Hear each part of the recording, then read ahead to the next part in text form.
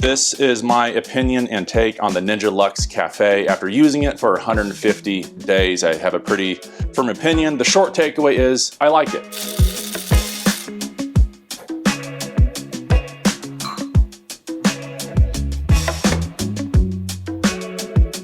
You probably have more questions such as how much money is it going to save me? How is it compared to Starbucks? Things like that. But I actually think the more pertinent questions are what kind of drinks does it make? How does it work? And who is the Ninja Luxe Café for? Well, I really like it. Frankly, I enjoy it. I look forward to using it. I would describe myself average, slightly above average coffee drinker. This takes out all of the guesswork, such as like water temperature, grinding, weighing, all this stuff where you effectively have to set up a science experiment to get a decent cup of coffee. I don't want to do that. But I also don't like spending 10 bucks on a cup of coffee at Starbucks. So this kind of splits the difference and puts it right in the middle, which is where I'm at. And I think likely most people are at. And if that sounds appealing for you, this is probably for you. So this can make all sorts of drinks, right? These have been poured and they've kind of become a little sad over the course of time, but you can do an espresso shot, you can do a cup of coffee, you can do a cappuccino, or you can do a frappuccino. The whipped cream is kind of coming down a little bit here.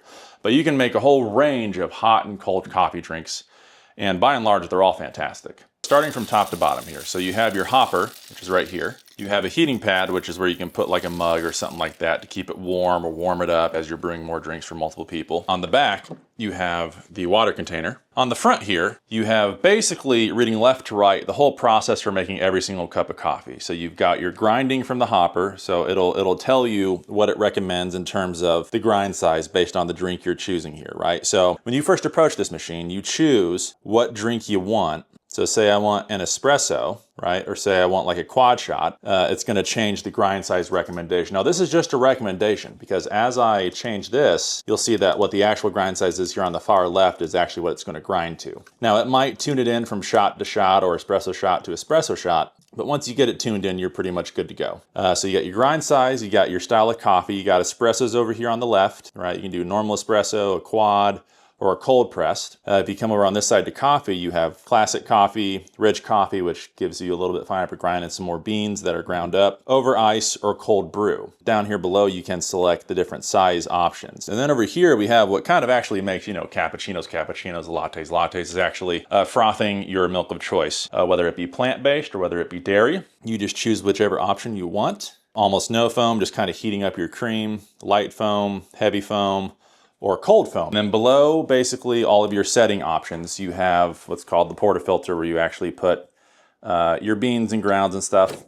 Again, I have no experience with different espresso machines, but from my understanding, this is larger compared to what I think people who are maybe more familiar with espresso machines are used to, but because this is all I know, it doesn't feel weird to me. And this, of course, goes right here, and you kind of just move this throughout these two areas to grind and actually brew. Below that, you have this for different levels of cup. It's nice, or you can just remove it if you have a tall one. If you have a really tall cup, you can remove this bottom one. Then you have your actual foaming dairy area right here with your milk carafe. So you get your steaming one, milk carafe. You put that in there. It will take care of spinning it and steaming it and getting it nice and foamy to whatever degree you want. I do like how it gives you different measurements here for basically just like a 2-ounce cream, cappuccino, or latte. So they have a door on one side here, where you have your espresso shot puck, which again just fits into your portafilter. And then you have, for your normal coffee, cold pours, and quad shots, you have a larger espresso container portafilter puck. The bottom here, this is what you use to actually clean it. The cleaning process on this thing is pretty simple. It'll guide you through it. Cleaning it honestly only takes a little bit of time. Like, I'm talking like a deep clean. And there is a brush. That's the kind of clean things out, kind of brush things along. And then on the other side, you have a funnel. So the funnel just goes onto the portafilter, like so. And that just keeps your grounds from going everywhere as you're grinding, and it helps kind of guide you and all that. And then you have the tamper. This is their tamper. It's got like a spring action in it. You kind of see that right here. They call it assisted. Assisted tamper. Bit of a spring action in it. So you just take that, you put it in. That's what you use to tamp down your grounds. And then in regards to cleaning this thing, cleaning is pretty simple. There's what I would call your daily maintenance, which is just swiping it down, dumping out the water, those sorts of things. But every so often, your Ninja Luxe Café will let you know when it's time to clean it, to do basically a flush. I found it useful to at least have the manual nearby to make sure that I don't miss any steps as I'm cleaning it. But that's only occurred maybe once in my 150 days so far of having this thing. So it's not a common occurrence. My specialty drink that I love making is actually a maple cinnamon coffee. Get your espresso ready. You dust in some cinnamon into the espresso itself, into the grounds themselves, and you brew over that. Inside the cup, you go ahead and put 2 ounces of maple syrup, and then you have an espresso shot that's basically cinnamon and maple syrup right out the gate. And then you just brew, or you just foam up and heat up some coffee, pour that on, do a dust of cinnamon. It's great, it's fantastic. It's like my favorite go-to drink. I actually might take a sip right now. Oh, that's good. Thank you, all right. Hey, you too. So this medium cup of coffee was $5.75 caramel macchiato, something similar that you could absolutely make with the Ninja Luxe. It's good, it's good. I have no problem with it. I know the camera lady won't have a problem with it. So let's do some numbers real quick. Let's say you come every day before work, times 5. That's $28.75 a week.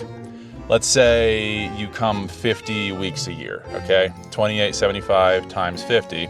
It's gonna be $1,437.50. Let's just call it $14.40. Now for an indulgence, helps you get through the day, helps you get started. I think that's perfectly reasonable. But let's look at the Ninja Luxe Café cost and what that would be. The Ninja Luxe Café costs $550 at the time of this recording on Ninja's website. That's what it's listed as MSRP. You can find it on sale and discounted at various times throughout the year between $500 and $550, but let's just say $550, okay? So we do $550 as a one-time upfront cost for the Ninja Luxe Café. Your preferred roast is like, let's say like 15 bucks. Okay, like a week for like a bag of coffee beans that like you want, like whole bean. So 15 times 52, because you're gonna be using this every single day. So that will be $780 for your coffee beans, plus $550 for the Ninja Luxe. So that first year is gonna be $1,330 compared to the $1,440 that you'll spend at Starbucks. So already within that first year, you will come out ahead. Now let's go ahead and fast forward to year 2. You already have the Ninja Luxe Café, so we're not gonna count the $550 anymore. We're just gonna count that $15 times 52 for your beans. It's only $780. By year 2, you're basically cutting your coffee expense for an equivalent cappuccino, frappuccino, whatever your preferred coffee is. But there's more to it than just numbers, obviously. Maybe you don't want to deal with the labor in the morning of having to be like a junior barista. That's okay, that's okay. Again, there's nothing wrong with like coming to your drive-through coffee place. So that's the numbers for you. So a lot of people would like a taste test. Difficulty in that is that taste is subjective, but I will say that everyone who I've made a coffee drink for with this has said that it's pretty much equivalent to a coffee drink from a coffee shop drive-through experience, right? So think of like your Big B's, your Dunkins, your Starbucks, things like that. Pretty close, pretty one-to-one is kind of the impression that I've gotten, but you get the convenience of this at home, which is nice. Now, is this better than a full espresso machine setup if you're like a huge coffee aficionado, or if you have a more local coffee shop where the barista is really into their craft? Probably not. That's okay. We're not trying to do that. We're trying to just get a good cup of coffee out of this. And I think it's pretty much equivalent to your typical drive-through cup of coffee in terms of taste. Okay, so it's not lost on me that I've generally been pretty much in favor of this thing the whole time, but let me point out a few things that I don't care about it, that kind of annoy me, that I hope they fix on the next iteration. So these are nitpicky gripes. One thing that I don't like is that I wish the hopper where you hold the beans, I wish it was a little bit bigger, and I wish that they gave you 2 hoppers instead of 1, and that you could hot swap them out, because I would love to have different kinds of beans that I can rotate between. Beans are kind of 90% of this whole process. So you find a roast that you like, stick with it, but once you load them in there, you kind of have to like work through what's left in the hopper until you're done, which depending on how much you drink can take a little bit. I would just like this to be a rethought so that way I can get some more flexibility out of it. The other thing that I don't care for is this right here. This right here makes no sense in terms of like the double spout. The whole point of this is so that way you can basically set up, you could put one here and put one here. But on this machine, you can't do that.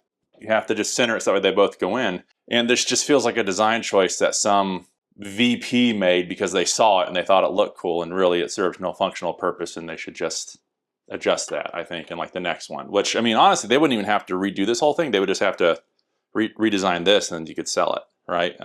There you go, Ninja, make some more money. The thing that I also don't like is I wish the excess water chamber right here, where you dump water, was a little bit bigger and held a little more. I do have a nighttime routine where I basically dump out the water, I clean it out, then I put it back. It takes all but 2 minutes, but I'd like to make that like an every other night routine. That'd be kind of nice. The other thing, last thing that I don't care for and I wish they would fix is when going from hot drink to cold drink or cold drink to hot drink, in terms of changing the functionality, you do have to do a rinse, which is not a big deal. I get it. You don't want, if you're trying to make a cold drink, you can't do it with hot water and vice versa. So it has to rinse the previously chilled water or the previously heated water, because it kind of, I'm assuming there's another chamber in here where it keeps it relatively warm whenever it's on standby. That way it can brew pretty quick. I do wish that I didn't have to rinse every single time, but then it would skyrocket the price, I think. So that I'm okay with. So again, those are very, very nitpicky. Final thoughts on the Ninja Luxe Café. I think I'm standing by what I said at the front of this video. I really like it. I enjoy it. I have about 150 plus days in with it now. Assuming it keeps functioning as intended, I'm going to like it for many years to come. I think the short takeaway from this is it's for people who want good quality coffee, and they're fine if it's not a great cup of coffee. Does that make sense? You know, you enjoy your cappuccinos, you enjoy your lattes, you enjoy your frappuccinos, and you're interested in making them, but you don't want to go full bore into like this coffee science area. Do you guys know that online meme where like a kid asks his mom, can we get McDonald's? And the mom says, we have McDonald's at home. And then it's a photo of like a sad burger or something like that, and the kid just has to settle for it. That's not this. This is legitimately your Big B, your Dunkin', your Starbucks at home. This is a wonderful substitution and replacement for that. We showed you the numbers earlier. It will, in the long run, save you money. It's a fantastic machine. I really enjoy it. I think you'll enjoy it. If you have a favorite coffee drink, let me know what it is down below. If you brew your own coffee or make your own cappuccinos or have your own setup, let me know what that looks like below the like and subscribe button. That's all I got, guys. Hopefully this was helpful. I'll see you in the next one. Bye. What did we want? Caramel macchiato. Caramel macchiato. Ooh, there's a dog here. He's here for the pup cups. He's here for the pup cups. I get that.